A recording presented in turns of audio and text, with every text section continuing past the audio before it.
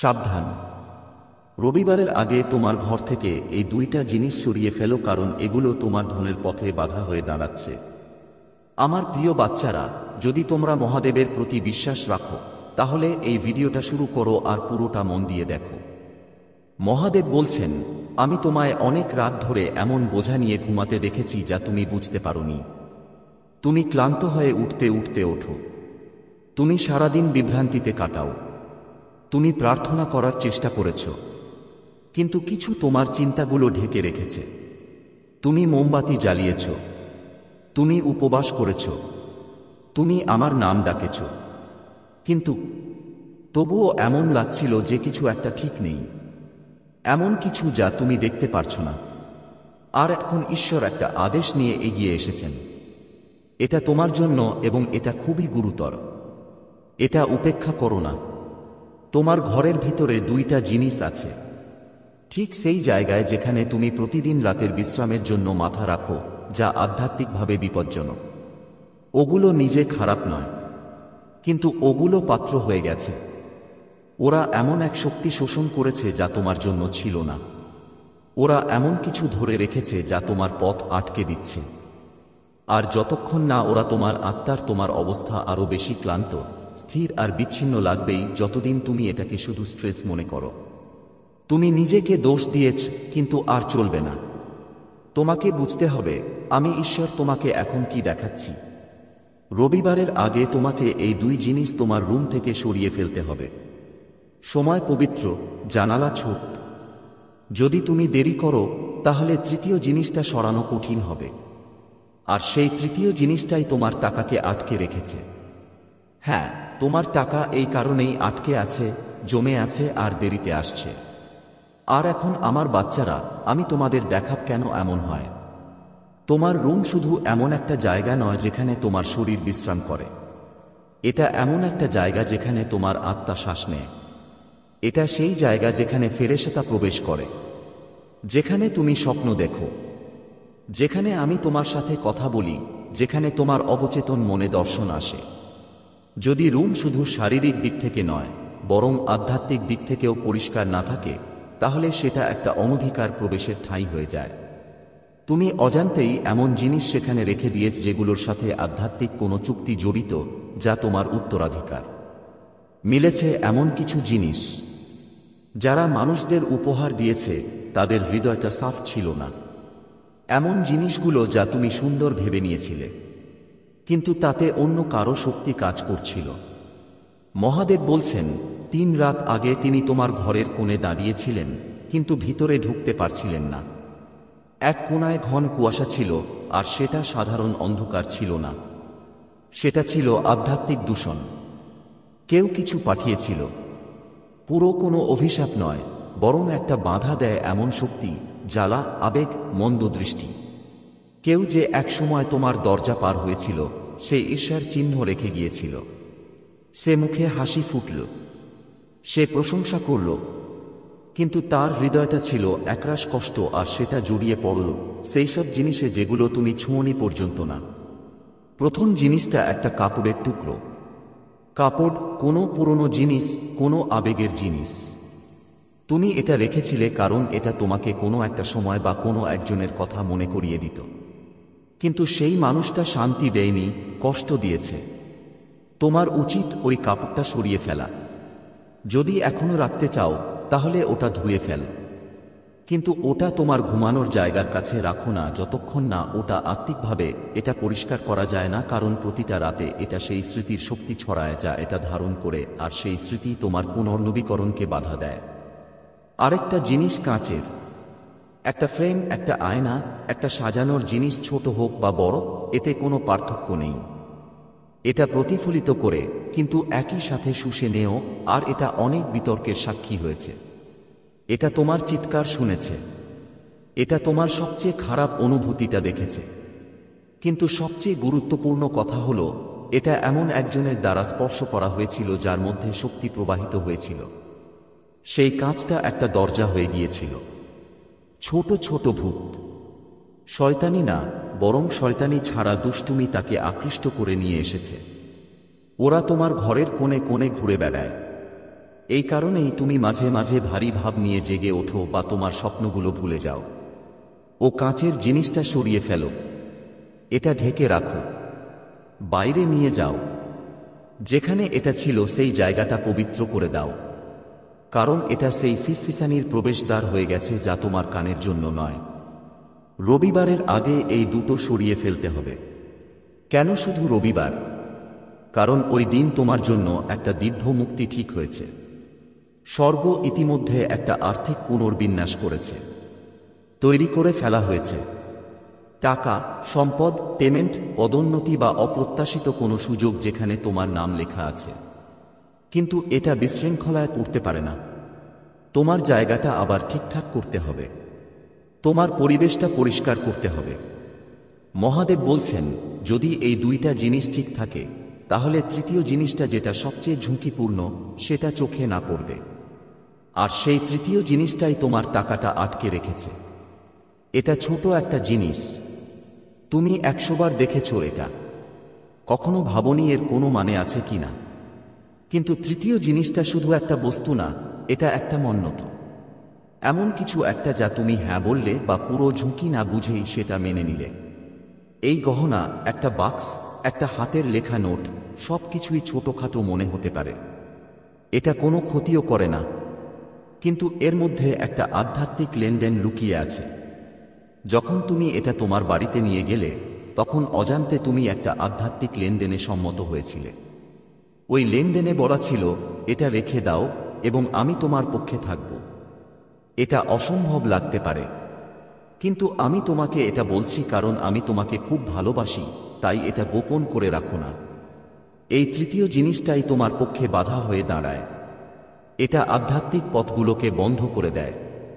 প্রতিবার যখন কেউ তোমার সাহায্য করতে চায়, তোমাকে আশীর্বাদ দিতে চায়, তোমার পাশে দাঁড়াতে চায়, কিন্তু তার শক্তি বিভ্রান্তিতে আটকে যায়, তারা ভুলে যায়, তারা পেছনে সরে যায়, তারা হেঁচকি চায়। তুমি ভাবেছিলে মানুষ শুধু অনিশ্চিত, কিন্তু তারা নয়। আশীর্বাদ তোমার কাছে পৌঁছানোর চেষ্টা করছিল, কিন্তু তৃতীয় কোনো জিনিস সেটা ব্ল্যাক হোলের মতো চুষে নিচ্ছে। যদি তুমি এটা রবিবারের পর সরাও, তাহলে আশীর্বাদ আবার দেরি করবে। এজন্য আমি এত তাড়াতাড়ি কাজ করছি। তুমি আমাকে জিজ্ঞেস করেছিলে টাকা কেন আসেনি। যখন পেমেন্ট দেরি হয়েছিল, তোমরা কেঁদেছিলে। তোমরা ভেবেছিলে অন্যরা কেন এগিয়ে যাচ্ছে আর তুমি তো এক জায়গায় আটকে আছো। এখন তুমি জানো, এই তৃতীয় জিনিসটা ছাড়তেই হবে। যখন তুমি সেটা ধরে নেবে, তখন তুমি সেটা অনুভব করবে। এটা যতটা ভারী হওয়া উচিত, তার চেয়ে বেশি ভারী লাগবে। তোমার ঠান্ডা লাগতে পারে, তোমার হাত কেঁপে উঠতে পারে। ভয় পাও না, আল্লাহ তোমার পাশে থাকবে। সে আগেই তোমার ঘরের বাইরে দাঁড়িয়ে আছে। যখন তুমি এটা সরাতে যাবে, তখন বলো, আমি অজান্তে করা সব আধ্যাত্মিক চুক্তি বাতিল করছি। আমি সব সম্পর্ক কেটে ফেলছি যা আল্লাহর আলোতে তৈরি হয়নি। সর্বোচ্চ শক্তির কাছে নাম নিলে আমি এর সঙ্গে জড়িত শক্তিটা ভেঙে দিই, নিজের পক্ষ থেকে সেটা ফিরিয়ে নেই, তারপর সেটা আমার ঘরের বাইরে রাখি। সম্ভব হলে জ্বালিয়ে ফেলো বা বয়ে যাওয়া পানিতে ফেলে দাও, কিন্তু সেটা তোমার কাছ থেকে দূরে চলে যেতে হবে। একে অগ্রাহ্য করো না। স্বর্গ তোমাকে নির্দেশ দিচ্ছে, কারণ তোমার জীবন বদলাতে চলেছে। তুমি এখন একটা দ্রুত পরিবর্তনের সময়ে প্রবেশ করছো, কিন্তু অতীতের ওজন বেঁধে রেখে তুমি উঠতে পারবে না। এগুলো শুধু জিনিসপত্র না, এগুলো বোঝা। এগুলো এমন কম্পন বহন করে যা তোমাকে নিচে টেনে ধরে। এখন তোমার তাদের দরকার নেই। তখন যখন তুমি ওদের ওখানে রেখেছিলে, তখন তুমি এখনকার মতো ছিলে না। তোমার আত্মা অনেকটাই বিকশিত হয়েছে। তোমার ভাগ্য স্পষ্ট ফ্রিকোয়েন্সির জন্য ডাকছে। আর একবার যখন এসব চলে যাবে, তখন কিছু অলৌকিক ঘটবে। তুমি আরও গভীর ঘুমাবে। তুমি আবার স্বপ্ন দেখবে। তুমি আমাকে আরও স্পষ্টভাবে শুনতে পাবে। তোমার ঘর হালকা মনে হবে। রঙগুলো আরও উজ্জ্বল দেখাবে। তোমার মনে হতে পারে তুমি অ্যালার্ম বাজার আগেই পুরো শক্তি নিয়ে উঠে পড়েছ। এটা কোনো কাকতালীয় ঘটনা না, এটা আত্মিক স্বাধীনতা। তুমি তোমার মন্দিরকে আবার প্রতিষ্ঠা করছো। তুমি পোর্টাল পরিষ্কার করছো, তুমি কাটার জন্য মাটি প্রস্তুত করছো। টাকা আসতে শুরু করবে। হ্যাঁ, আসল টাকা। হঠাৎ কোনো ভুলে যাওয়া জমা, কোনো ঋণগ্রহীতার হঠাৎ তোমার কথা মনে পড়বে, কোনো চাকরি আবার খুলে যাবে, একটা উপহার আসবে, যে দরজা বন্ধ ছিল সেটা খুলে যাবে। এটা সম্পদের সুসংবাদ না, এটা ঈশ্বরীয় নিয়ম। যখন আধ্যাত্মিক বাধাগুলো দূর হয় তখন সুযোগ আসতে শুরু করে। আমি আমার সন্তানদের কিছুই আটকে রাখব না, কিন্তু আমি সঠিক সময়ের অপেক্ষায় আছি।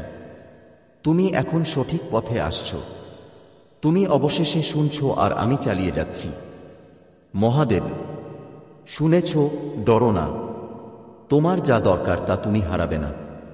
তুমি শুধু হারাবে সেই জিনিসগুলো যা তোমাকে শুকিয়ে ফেলছিল। যে মেয়েটা তোমাকে সেই জিনিসগুলোর মধ্যে একটা উপহার হিসেবে দিয়েছিল, তার ইচ্ছা ভালো ছিল, কিন্তু ও নিরাপত্তাহীনতার জালে আবদ্ধ ছিল। তার এনার্জি তোমার জায়গায় লিক করছিল। ও তোমার থেকে ঈর্ষা করত, তোমার শান্তিকে দেখে ও জ্বালাতন করত। ও এটা ভালোবাসা বলে লুকিয়েছিল, কিন্তু তার অন্তরে ও চেয়েছিল তোমার আলো কমে যাক যাতে ও নিজের ঝলক দেখাতে পারে। তুমি এটা অনুভব করেছিলে, জানতেও ছিলে, কিন্তু অস্বীকার করে দিয়েছিলে। এখন তুমি আর সেটা করতে পারবে না। এই বার্তাটা তোমার জন্য। এটা একটা দিব্য সতর্কতা। সেই মুহূর্ত যার জন্য তুমি স্পষ্টতা চেয়েছিলে, যার জন্য তুমি আমার কাছে ভিক্ষা করেছিলে। আমি চুপ থাকতে পারতাম, তোমাকে নিজে খুঁজে নিতে দিতাম, কিন্তু যেহেতু তুমি বেশি কিছু পাওয়ার জন্য নির্বাচিত, আমি হস্তক্ষেপ করলাম। আমি আমার ঈশ্বরকে পাঠালাম। আমি এক ভবিষ্যদ্বাণীর প্রবাহ খুলে দিলাম। আমি এই বার্তাটা সরাসরি তোমার আত্মার মধ্যে প্রবাহিত করলাম। এটা হালকাভাবে নেবে না। তুমি দিব্য নজরদারিতে আছো। দেবদূতরা তোমাকে দেখছে, তারা তোমাকে রক্ষা করছে, তারা তোমার আজ্ঞা পালন রেকর্ড করছে। তোমাকে কাউকে বলতে হবে না তুমি কি করছো। এটা তোমার আর আমাদের মধ্যে একটা কথা আছে। শান্তিপূর্ণ আনুগত্য স্বর্গে পাবলিক শো এর চেয়েও বেশি প্রভাবশালী। শুধু কাজ করো, শুধু মানো, শুধু বিশ্বাস রাখো। পুরস্কার দ্রুত আসছে। কয়েক দিনের মধ্যে এনার্জি বদলে যাবে। কয়েক সপ্তাহের মধ্যে তোমার টাকায় গতি আসবে। কয়েক মাসের মধ্যে তোমার জীবন চিনে ওঠা যাবে না। কিন্তু আগে ঘরটা পরিষ্কার করো। পুরনো বেদনার কাপড়গুলো সরিয়ে ফেলো। বিশৃঙ্খলা দেখানো কাঁচটা সরিয়ে ফেলো। তারপর তৃতীয় জিনিসটা খুঁজে বের করো। তুমি সেটা চিনে নেবে। এটা পরিষ্কার করে দেখা যাচ্ছে। এটা তোমার আলোকে জমা করছিল আর ওকে বন্ধ করছিল, কিন্তু এখন আর না। এটা লুকোনো কারাগারের শেষ। এটা আত্মিক মুক্তির শুরু। তোমার পূর্বপুরুষেরা দেখছে। তারা খুশি কারণ তারা ওসব জিনিসে আটকে ছিল যেগুলো তারা বুঝতে পারত না। তুমি এমন একটা চক্র ভাঙছো যা তারা ভাঙতে পারেনি। তাই তোমার চাপ লাগছে, তাই এত কঠিন লাগছে। তুমি চেইন ব্রেকার। তুমি গেট খুলে দেওয়ার লোক। তুমি সেই কেউ যাকে তারা অপেক্ষা করছিল, আর আমি তোমার ঈশ্বর তোমার সঙ্গে আছি। ঈশ্বর বলছেন এটা সেই মুহূর্ত যখন আমি চাই তুমি আগের চেয়ে অনেক বেশি মনোযোগ দাও। নিজ চোখ দিয়ে না, নিজের আত্মার চোখ দিয়ে। ঈশ্বর সপ্তাহ ধরে তোমার দরজায় পাহারা দিয়ে বসে আছেন। তোমার সংকেতগুলো লক্ষ্য করার জন্য অপেক্ষা করছেন। সেই ভিতরের চাপের উপর কাজ করার জন্য অপেক্ষা করছেন যে তোমার ঘর, তোমার জায়গা, তোমার জীবনে কিছু আত্মিকভাবে ঠিক নেই। এটা কোনো এলোমেলো বার্তা নয়, এটা একটা দিব্য নিয়ম। তুমি এটা দেখতে এসেছিলে। তুমি এই কথাগুলোতে শক্তি অনুভব করার জন্য এসেছিলে, কারণ যেই সফলতার জন্য তুমি প্রার্থনা করছো, আর্থিক স্বাধীনতা, স্পষ্টতা, ভালোবাসা, শান্তি, ওটা আটকে আছে। এটা এমন নয় যে আমি তোমার ডাক শুনিনি। এটা এমন নয় যে আমি আশীর্বাদ পাঠাইনি। কথা হলো, তোমার ঠিক সেই ঘরেই যেখানে তুমি মাথা রেখে ঘুমাও, তিনটা জিনিস আছে। হ্যাঁ, তিনটা বিশেষ জিনিস যা তোমার ভাগ্যে আধ্যাত্মিকভাবে হস্তক্ষেপ করছে। তাদের মধ্যে দুইটাকে তাড়াতাড়ি সরানো দরকার। ভগবান বলছেন তৃতীয় জিনিসটা সরাসরি টাকার প্রবাহ বন্ধ করছে। তুমি যদি দান করতে চাও বা কৃতজ্ঞতা জানাতে চাও, তাহলে তুমি 100 রুপিয়া পর্যন্ত সুপার থ্যাঙ্কস দিতে পারো। মহাদেব বলছেন এটা খুব সিরিয়াস ব্যাপার। এটা উপেক্ষা করো না, দেরি করো না। এটা অন্ধবিশ্বাস বলে এড়িয়ে যেও না, কারণ এতে ভয় বা অন্ধবিশ্বাসের কিছু নেই। এর সব কিছুই আসে দিব্য শক্তি, আধ্যাত্মিক নিয়ম এবং অদৃশ্য জগৎ থেকে, যা তোমার ব্যক্তিগত জায়গায় তোমার দেওয়া অনুমতির ওপর নির্ভর করে সেটা তোমার পক্ষে বা বিপক্ষে কাজ করে। প্রতিটি জিনিসের একটা শক্তির ছাপ থাকে। তোমার রুমের প্রতিটি জিনিস বা তো স্বর্গকে আকর্ষণ করে বা তার বিরুদ্ধে কাজ করে। কিছু জিনিস আঘাত পায়, কিছু জিনিস অভিশপ্ত হয়, কিছু জিনিস বিশ্বাসঘাতকতা, ঈর্ষা, আধ্যাত্মিক বিভ্রান্তি কিংবা এমনকি জাদুটোনা নিয়ে আসে, চিহ্নও নিয়ে যায়। হয়তো তোমার জানা নেই, হয়তো কেউ এটা তোমাকে হাসিমুখে দিয়েছে, হয়তো এটা এমন কিছু যা দেখতে সুন্দর কিন্তু শত্রু ঠিক এমনটাই করে। এটা স্পষ্টই দেখা যায়। প্রথম জিনিস যা তোমার মনে রাখতে হবে সেটা হলো এমন কিছু যা তুমি আবেগের কারণে রেখেছ, কিন্তু এটা যন্ত্রণা দিয়ে জড়িত। এটা গহনা, একটা উপহার, একটা ছবি, কাপড় হতে পারে। যেই কিছুই হোক না কেন, এটা দুঃখ, বিশ্বাসঘাতকতা, বিশ্বাস বা পরিত্যাগে ভেজা। এটা তোমাকে কোনো এমন মানুষ বা সময়ের কথা মনে করিয়ে দেয় যখন তোমার গভীর ক্ষতি হয়েছিল, আর তুমি সেই ঘরে ওই জিনিসের সঙ্গে ঘুমাচ্ছ যেখানে তোমার দেবদূত আসা উচিত, কিন্তু তারা সেই ব্যথার কাছে আসতে পারছে না যেটা মুক্তি পায়নি। ওই জিনিসটা দুঃখকে জীবিত রাখছে। এটা আত্মিক জগতে একটা সংকেত পাঠাচ্ছে যে তুমি এখনও সেই মুহূর্তের সঙ্গে আটকে আছো। আর যতক্ষণ তুমি সেই স্মৃতিটা ভৌত জগতে লম্বর দেবে, তোমার আত্মিক জগতও গণ্ডগোলের মধ্যে থাকবে। ঈশ্বর বলেন, এটা ছেড়ে দাও, এটা জেলে দাও, এটা বাইরে ফেলে দাও, এটা পুঁতে দাও। শুধু আর একটা রাতও রাখো না, কারণ তোমার স্বপ্ন বিকৃত হচ্ছে, তোমার শান্তি বিঘ্নিত হচ্ছে, তোমার চিকিৎসা দেরি হচ্ছে। ওটা তোমার ভবিষ্যতে নেই। আরেকটা জিনিস একটা আয়না বা প্রতিবিম্বিত পৃষ্ঠ যা আধ্যাত্মিকভাবে নষ্ট হয়ে গেছে। এটা কারো অন্য বাড়ি থেকে আসতে পারে, কোনো পুরনো দোকান থেকে, বা তোমার কাছে অনেক দিন ধরে থাকতে পারে। কিন্তু তোমার যে বোধটুকু নেই সেটা হলো আয়নাগুলো আধ্যাত্মিক হাসপাতালের মতো কাজ করতে পারে। আর যদি সেই আয়নাটা অনেক বেশি ব্যথা, রাগ বা পাপ দেখেছে, তাহলে সেটা সেই শক্তিগুলো ধরে রাখতে পারে। এজন্যই তুমি ওজনের মতো একটা ভার অনুভব করে যাগো। এজন্যই তোমার মনে হয় রাতে কেউ তোমাকে দেখছে, তাই ঘুম শান্ত হয় না। ওই আয়নাটা এমন কিছু দেখেছে যা দেখতে উচিত ছিল না। এটা একটা দরজা হয়ে গেছে আত্মিক হস্তক্ষেপের জন্য। আর যদি ঈশ্বর এটা সরানোর কথা বলে, তবে তোমাকে বিশ্বাস করতে হবে যে স্বর্গ সেই সব দেখে যা তুমি দেখতে পারো না। এটা ঢেকে রাখো না, উপেক্ষা করো না। রবিবারের আগে এটা ঘর থেকে বের করে দাও, কারণ যদি করো না, তবে তুমি যেই শান্তির জন্য চাও সেটা দূরে সরে যাবে। আর তুমি অদৃশ্য শক্তিগুলোর সাথে তুমি লড়াই করতেই থাকবে, যা তোমাকে এমন অনুভব করাবে যে তুমি তোমার মাথা হারাচ্ছ। আর এখন তৃতীয় জিনিস, ঈশ্বর বলেন যে এইটাই তোমার টাকাকে আটকে রেখেছে, যেটাই তোমাকে অভাব, দেরি আর আর্থিক ভাঙচুরের চক্রে রেখেছে, যেটাই তোমার পক্ষে বিভ্রান্তি সৃষ্টি করছে, যেটাই মানুষকে তোমার মূল্য বুঝতে এবং তোমায় আশীর্বাদ দিতে বাধা দিচ্ছে, যেটাই সুযোগ, চাকরির প্রস্তাব, সাফল্য, বেতন বৃদ্ধি, উত্তরাধিকার বাড়ছে। এটা শুধু আধ্যাত্মিক নয়, এটা কৌশলগত। কারণ শত্রু জানে তোমার ডাক সরবরাহের সঙ্গে জড়িত। যখন তোমার হাতে আশীর্বাদ আসবে, তখন তুমি অন্যদেরও আশীর্বাদ দেবে যে তোমার সম্পদ লোভের জন্য নয়, এটা মিশনের জন্য। আর তাই শত্রু তোমার জায়গায় কিছু বসিয়েছে যাতে আধ্যাত্মিক প্রবাহ বাধাগ্রস্ত হয়। সেই তৃতীয় জিনিসটা হতে পারে একটি প্রতীক, একটি আকর্ষণ, একটি মূর্তি, একটি ড্রিম ক্যাচার, একটি কয়েন বা এমন কিছু যা ঐশ্বরিক সত্যের মধ্যে নেই, বরং একটি আধ্যাত্মিক ব্যবস্থার প্রতিনিধিত্ব করে। এমন কিছু যা দেখতে ক্ষতিকর মনে হয় না, এমন কিছু যা কেউ তোমাকে যাত্রার সময় দিয়েছিল, এমন কিছু যা পূর্বপুরুষদের বিশ্বাসের সঙ্গে সম্পর্কিত। যে জিনিসগুলো তোমার উদ্দেশ্যের সাথে মানায় না, সেগুলো সংস্কৃতির সাথে জড়িত। তুমি হয়তো মনে রাখতে পারবে না এটা তোমার কাছে কোথা থেকে এসেছে, কিন্তু ঈশ্বর বলেন এতে মূর্তি পূজা, বিভ্রান্তি বা লোভের শক্তি লুকিয়ে আছে। আর যতবার তুমি উন্নতির জন্য প্রার্থনা করো, সেই জিনিসটা একটা কম্পন পাঠায় যা বলে, এটা থামাও।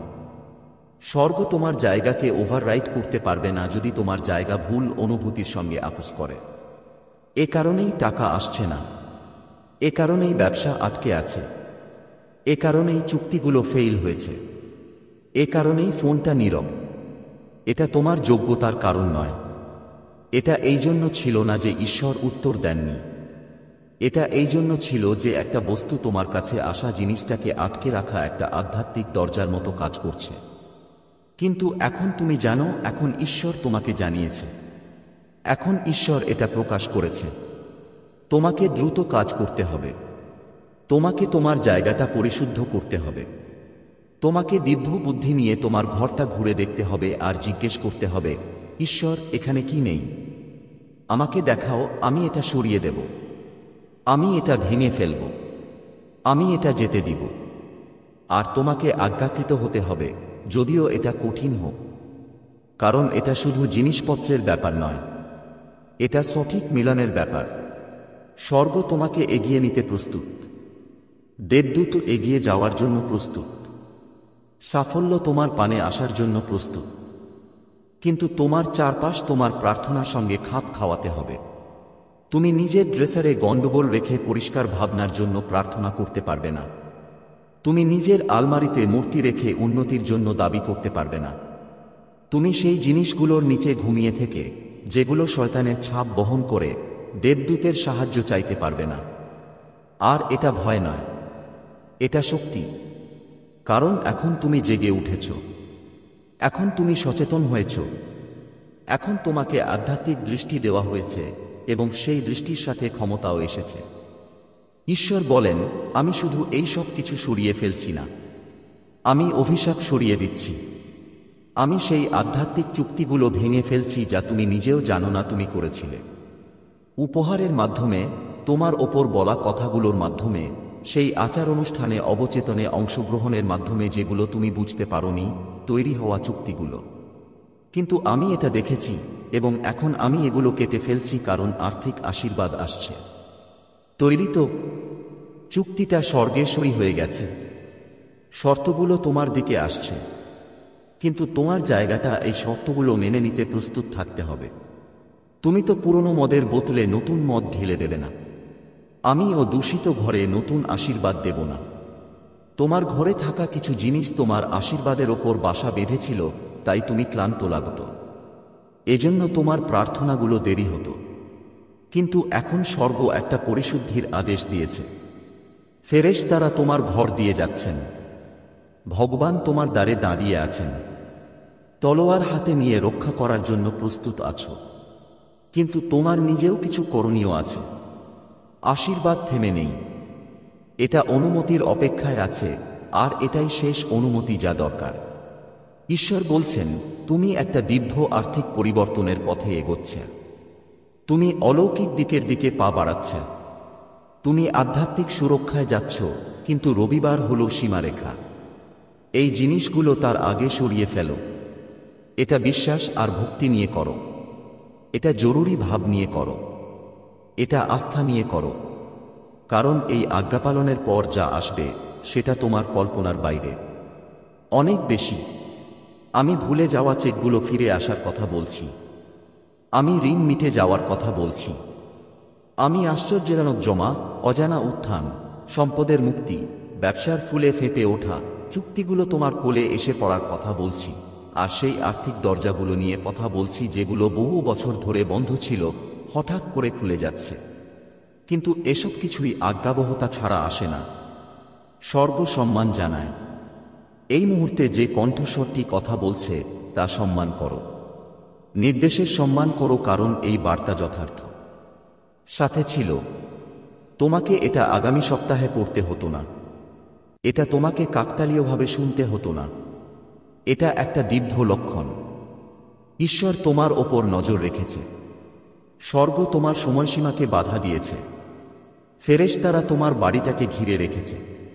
এটা সব কিছু একটা মুহূর্তের জন্য।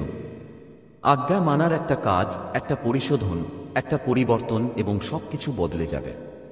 যখন তুমি এই তিনটা জিনিস দূর করবে, যখন তুমি আধ্যাত্মিক আগুন নিয়ে তোমার ঘর থেকে বের হবে, যখন তুমি নিজের মুখ দিয়ে বলবে, হে ঈশ্বর, আমি তোমার কাছে পাঠানো না হওয়া সবকিছু দূর করছি, তখন তুমি বাতাসকেই বদলে দেবে। নিজেকে অনুভব করবে, শক্তি উপরে উঠবে, ভার কমে যাবে, স্বপ্নগুলো আবার পরিষ্কার হবে, টাকা প্রবাহ শুরু হবে, স্পষ্টতা ফিরে আসবে, ভাবনা আসবে, সঠিক পথে চলা হবে। মানুষ তোমাকে আশীর্বাদ দিতে আকৃষ্ট হবে এবং তারা নিজেও জানবে না কেন এমন হচ্ছে, কারণ বাধা সরিয়ে ফেলা হবে। তুমি অনেক অপেক্ষা করেছ, তুমি অনেক সংগ্রাম করেছ, তুমি অনেক প্রার্থনা করেছ।